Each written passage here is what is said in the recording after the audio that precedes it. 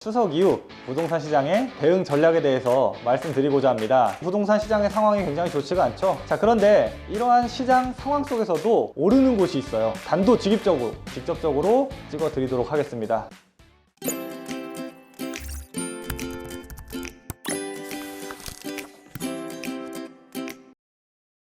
안녕하십니까. 드림 부동산 투자연구소의 남태훈 본부장입니다. 바로 지난주가 추석이었습니다. 추석이 끝나고 이제 새롭게 한 주가 시작됐는데요. 추석 때 송편들 많이 드셨는지 모르겠습니다. 오늘은 추석 이후 부동산 시장의 대응 전략에 대해서 말씀드리고자 합니다. 최근에 이 부동산 시장의 상황이 굉장히 좋지가 않죠. 대외적으로 경제 전쟁이라든지 미중 무역 간의 갈등, 이런 대외적인 여건도 좋지 않고, 또 대내적으로는 부동산에 관련된 각종 규제들 때문에 시장 상황이 굉장히 좀 어려운 것이 사실입니다. 자, 그런데 이러한 시장 상황 속에서도 오르는 곳이 있어요. 투자할 수 있는 곳이 있습니다. 자, 그곳이 어디인지 오늘은 좀 단도직입적으로 또 직접적으로 찍어 드리도록 하겠습니다. 오늘 영상 끝까지 시청해 주시길 바라겠고요. 본 영상 시청하시기 전에 구독하기 버튼과 좋아요 버튼도 눌러주시고 시청 부탁드리겠습니다. 자, 그럼 본격적으로 시작하도록 하겠습니다. 추석 이후 부동산 시장 전략에 대해서 말씀드릴 건데요. 자, 먼저 올해 부동산 시장의 주요 키워드들이 어떤 것들이 있었는지 살펴볼 필요가 있어요. 자, 올 초에는 역전세라는 말이 굉장히 많이 돌았었습니다. 역전세, 그러니까 작년 9.13 대책 이후에 부동산에 관련된 강력한 대출 규제를 포함한 규제들로 인해서 좀 전체적으로 부동산 시장이 하락했었죠. 다운이 됐었는데, 여기에 추가적으로 뭐가 있었죠? 바로 이 헬리오시티라는 녀석 때문에 전반적인 부동산 시장에 좀 하락세가 좀 짙어졌었습니다. 그러다가 결과는 다들 아시겠지만 헬리오시티는 이미 다 반등을 했어요. 그러고 나서 이렇게 역전세가 한동안 부동산 시장에 올 초에 큰 키워드로 이루다가 그 후에 바로 뭐가 됐죠? 불확실성이 해소가 되고 바로 시장이 반등했죠. 강남 재건축 시장을 중심으로 아파트 가격이 다시 상승세로 돌아섰습니다.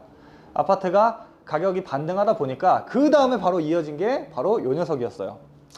민간택지에 대한 분양가 상한제였죠. 굉장히 큰 이슈입니다. 아직도 사실 부동산 시장을 지배하고 있는 큰 이슈라고 보시면 되는데, 시장이 다시 하락세였던 게 반등을 하다 보니까 시장을 잡기 위해서 이 민간택지에 대한 분양가 상한제라는 카드를 정부에서 꺼내 들었습니다.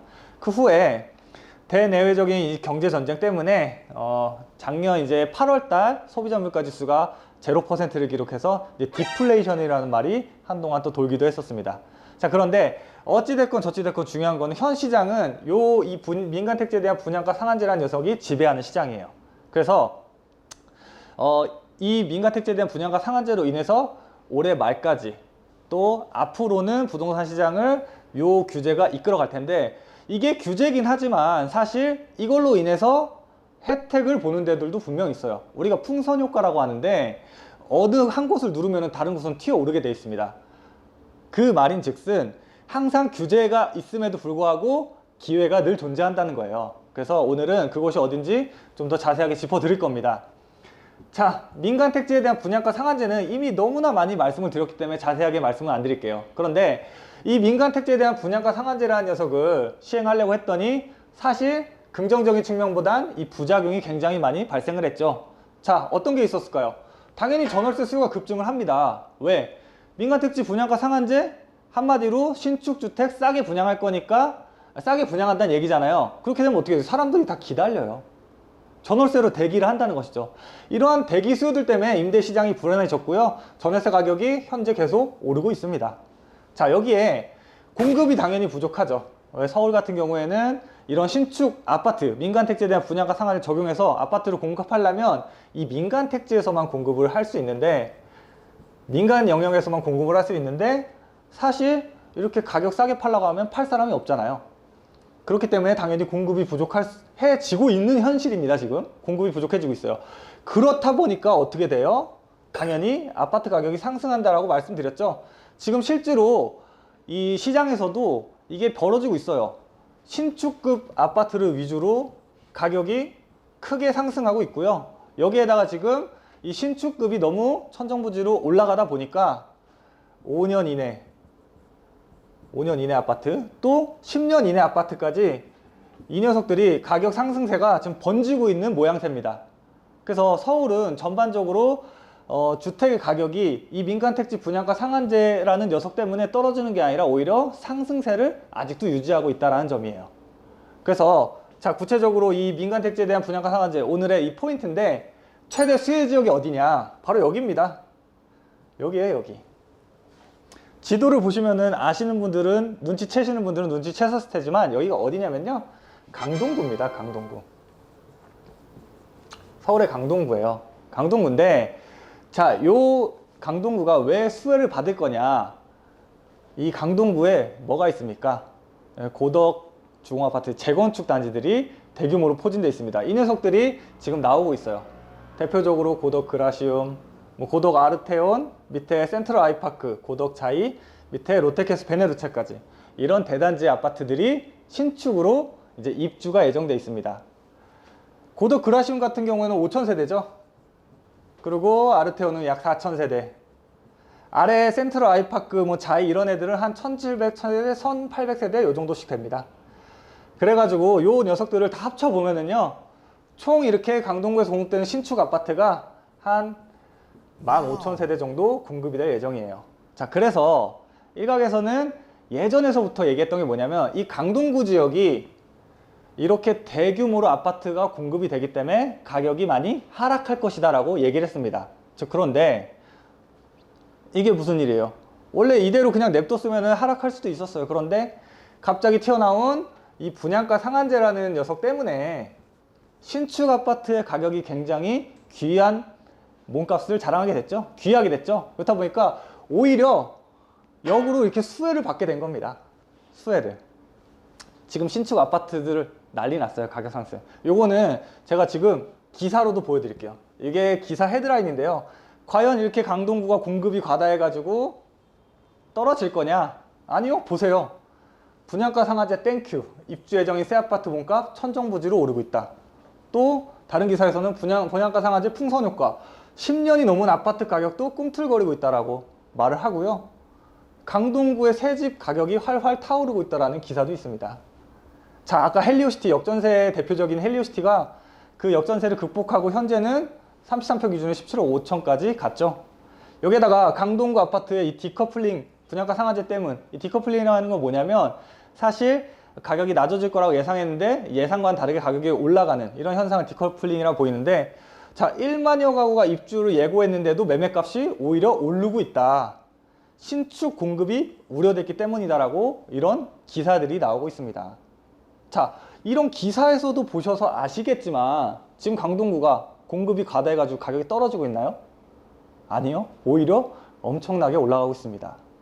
아까 그 민간택지에 대한 분양가 상한제가 발표되면은 그 부작용이 크다고 했죠. 그 부작용의 가장 큰 게 바로 신축 공급이 하락한다라고 하는데, 그렇기 때문에 역으로 이미 공급되고 있는, 이미 공급된, 이제 막 입주를 하는 분양가 상한제 적용을 받지 않는 이런 신축들의 가격이 엄청나게 올라가고 있다는 얘기입니다. 그 녀석들이 어디 있다? 바로 강동구 쪽에 몰려 있다는 얘기예요. 그렇기 때문에 이제는 얘가 위험 요소가 아니라 오히려 긍정 요소가 돼버리는 겁니다. 시장 상황이 바뀌었기 때문에. 자, 그래서 우리는 여기서 어떻게 해야 되냐? 당연히 이 강동구 쪽을 집중적으로 노리셔야 돼요. 자, 그런데 단기적으로는 이게 물량이 좀 많이 있습니다. 맞아요. 이게 그 그라시움은 이미 입주가 지금 시작되고 있고요. 거기에 나머지 아르테온이라든지 베네루체, 고덕 자이 같이 이런 녀석들이 전반적으로 2019년 이제 하반기에서부터 얘네들이 한 2020년 상반기까지 입주가 예정돼 있어요. 그렇다 보니까 어찌됐건 단기적으로는 조금 물량이 많아 보일 수밖에 없습니다. 제가 아까 그 강동구의 물량이 15,000세대라고 말씀을 드렸는데, 보통 우리가 미니 신도시급을 얘기할 때 10,000세대 정도가 미니 신도시급이라고 얘기를 해요. 그러니까 이 강동구의 미니 신도시보다도 물량이 많이 들어가는 셈이 돼요. 그렇다 보니까 어찌됐건 이렇게 단기적으로는 이 입주 물량이 조금 많아 보이기 때문에 가격이 일부 조정받을 수 있습니다. 이때가 찬스인 거예요. 노리셔야 돼요. 이때를. 이 가격 조정받을 때를 노리셔야 돼요. 자, 그런데 우리 시청자분들도 다 아시다시피 자, 이 부동산 시장이라는 거는 우리가 오늘 사가지고 다음 달에 팔 거예요? 아니면 오늘 사가지고 뭐 3개월 뒤에 팔 건가요? 이렇게 단기적으로 접근하는 시장이 아니죠. 부동산은. 어쨌든 부동산은 이 장기적인 관점에서 보셔야 돼요. 장기적인 관점에서. 근데 장기적인 관점에서 봤을 때는 공급이 신축에 대한 공급이 없기 때문에 이 신축이 계속 올라갈 수밖에 없어요. 심지어 아까 뉴스 기사에서도 보셨다시피 이미 신축이 너무 많이 올랐고 10년 내외의 아파트까지도 그 가격 상승 현상이 번졌다라는 타이틀도 보셨잖아요.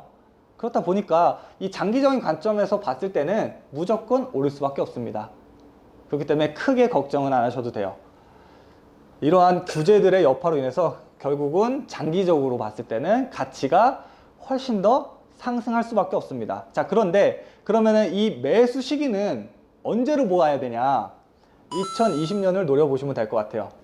일단 그라시움이 이제 올해 말에 입주 지금 시작하고 있는데 본격적으로 입주가 좀 더 몰려 있는 거는 내년 초입니다. 2020년도 1월달, 2월달 뭐 요때쯤이에요. 2020년대 초기 때문에 그때 본격적으로 물량이 쏟아지면 그라시움 물량까지 합쳐가지고 10,000세대 이상이 시장에 풀리기 때문에 그때 조금 가격이 많이 조정을 받을 거라고 생각이 됩니다. 그렇다 보니까 그때 시점을 노리셔가지고 이 강동구 쪽의 새 아파트로 조금 노려보시라는 말씀을 드리는 겁니다. 자, 어쨌든 우리는 이 민간택지 분양가 상한제에 이 적용을 받는 시장에서 앞으로 부동산 투자 전략을 세우셔야 됩니다. 근데 이 앞에서도 말씀드렸다시피 이거는 좋은 영향보다는 이 부작용이 훨씬 클 거예요. 그 부작용은 신축 아파트의 가격 급증이라는 것으로 귀결됩니다. 그렇다 보니까 서울에 이렇게 앞으로 대규모로 신축 아파트가 나올 곳은 이 강동구 지역밖에 없어요. 단기적으로는 물량이 많이 쏟아지기 때문에 이 단기적인 조정을 받는 그 시점에 꼭 잡으셔가지고 앞으로도 실패 없는 부동산 투자 하셨으면 좋겠습니다. 자, 오늘 준비한 영상은 여기까지입니다. 오늘 준비한 영상이 좋으셨다면 구독하기 버튼과 좋아요 버튼 눌러주시기 바랍니다. 감사합니다.